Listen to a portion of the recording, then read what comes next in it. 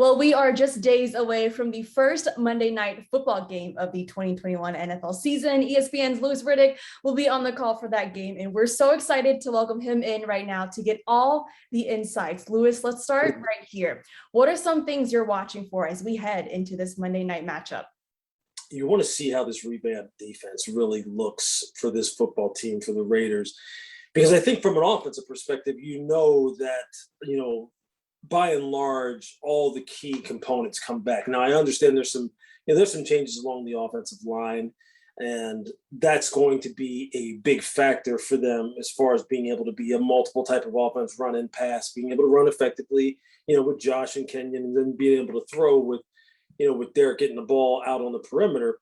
But I think the most important thing for the Raiders as far as their ability to contend in the AFC West is how does the defense look? How does Gus Bradley, how does he call the game? Does he have the players that he needs to call the kind of game he wants? Can they rush the passer? Can they stop the big plays? On and on and on. So I think that's where my focus will be. That's where the Raiders fans' focus should be. And I think for sure that's where Raiders ownership's focus will be. Do you think that changing the defensive coordinator can be enough to upgrade this defense from last season? Yeah, I think it's a start, right? I mean, because I think first and foremost, you have to have people on the same page. That starts with communication. Communication starts with, the flow of information from the coaching staff down to the signal callers, down to the linebackers and safeties, and then they just disseminate it from there. Gus is one of the great teachers of the game. He's been for a very long time. He has coordinated some very high-level defenses, and that's really going to be what is expected of him right out of the gate. The NFL is one of those leagues, as you know, where you can't really mess around for very long. You've only got now 17 shots at it, so you've got to be able to make every one of them count. This is against a football team in the Ravens that is very dynamic on offense, as you know, and has one of the best offensive players that this league has seen in the past 20, 30 years in Lamar Jackson. So your communication better be right to make sure you play good assignment conscious football. And then secondly, have they upgraded enough as far as personnel is concerned? Do they have the horses to go ahead and tame somebody like Lamar Jackson for 3.5 hours or however long that game lasts? The Raiders have not been to the playoffs since 2016. They've struggled to get over this hump over the last couple seasons. So Louis, what do you think the Raiders need to do to right the ship this season? Yeah, I think being efficient as far as putting the ball in the end zone is number one. One of the things that I think every team needs to make sure that they have squared away. I think being able to run the ball and pass the ball once they get inside the red zone is something that John Gruden has made a point of emphasis since he came back to the Raiders, and something that is a point of emphasis right now heading into this first game. When they get down inside the 20, make sure you score points, score touchdowns more so than field goals. That will be key number one. On the other side of the ball, again, it's about getting quarterbacks on the ground when they can get the third down and just tee off and rush the passer, getting quarterbacks on the ground and playing sound fundamental football in the back end, in the secondary, not having coverage assignment busts, not getting the team in 3rd and 20, and next thing you know, a team hits a 50-yard touchdown or a 40-yard big completion. Those are kind of things that have killed the Raiders over and over again since John has been back there. That's why he has been through he's on his 3rd defensive coordinator since he's been back. So if they can get those things squared away, they'll have a shot. If you don't get those things squared away offensively and defensively, you won't make up any ground on the Kansas City Chiefs, although they played them well 2 times last year and beat them once. You won't make up enough ground on them. And remember this, the Chargers are getting much better. They're continually improving. And if the Broncos can ever find a quarterback that can actually be somewhere, in the vicinity of John Elway and Peyton Manning, the Broncos have a championship caliber defense. So it's not getting easier for the Raiders, that's for sure. Do you think this is the year that the Raiders can make the playoffs? I think it better be. I think it better be for a lot of people. I think although, Mark Davis has a lot of affection and a lot of loyalty to John because his father did too. And we understand how important loyalty is in any sport and in any business.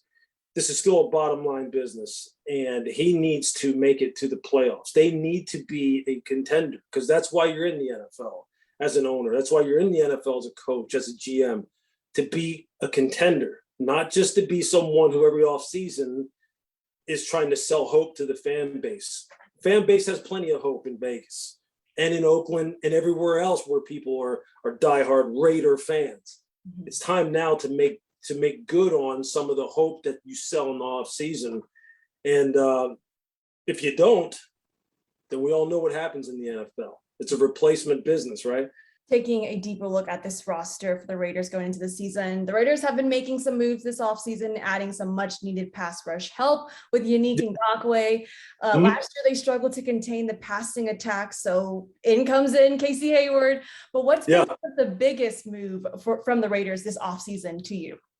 Well, I think that's just it, particularly on the defensive side of the ball, is being able to get teams to third down and then being able to be effective on third down, whether it be speeding up the opposing quarterback's decision-making by pressure or putting him on the ground, which basically negates everything by getting sacks. And Yannick is going to be someone who they're going to count on a lot in order to be able to get that done. Max Crosby has to get it done. He's another guy who was a big component.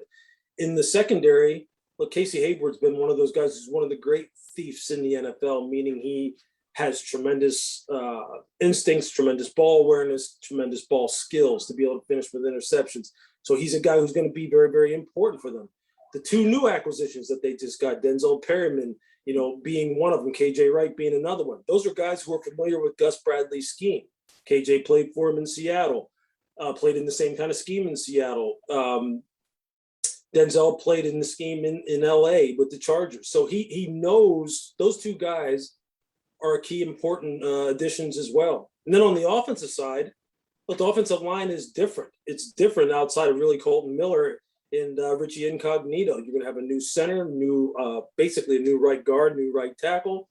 So we'll see how Alex Leatherwood looks. A lot of people didn't think that he was going to go in the first round. He's a big, good-looking dude, though, out there playing right tackle. So there's just a lot of things that need to come together for them, and a lot of players need to really play at a high level. We'll see if they can get it done.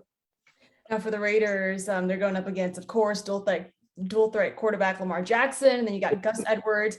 Will this Raiders defense be able to handle what the Ravens got cooking on the ground game? Yeah, I mean, again, that's the fun part about this is that their offensive rushing attack is so dynamic because of the fact that Lamar is such a one-of-a-kind transcendent type of athlete. Now, obviously, their run game has taken a hit recently with the injury to J.K. Dobbins, who was lost for the season in that last preseason game with the knee injury, which is just awful. But this offensive line is really it's in a state of flux in Baltimore. It remains to be seen if the offensive line is as strong as it was last year when it was humming at its highest level. I mean, they have new tackles on both edges this year. Well, Ronnie Stanley's coming back from injury. Villanueva, who came over from Pittsburgh, is going to be playing right tackle after playing left tackle in Pittsburgh.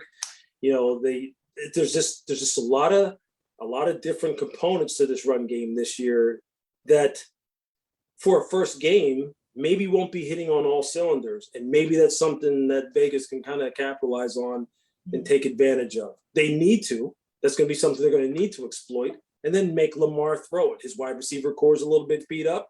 So make them one-dimensional, just like Baltimore is going to try and make Vegas one-dimensional. So I think, again, you're hitting on really what is the key to the game, right? Who can turn the other offense into being a one-dimensional, maybe passing type of team? And whoever is able to do that probably goes on and wins this football game. No better place to start it off than with Las Vegas. Louis Riddick with ESPN, we thank you for carving out some time with us today. Looking forward to having you guys on the call on Monday night. You bet. Thanks.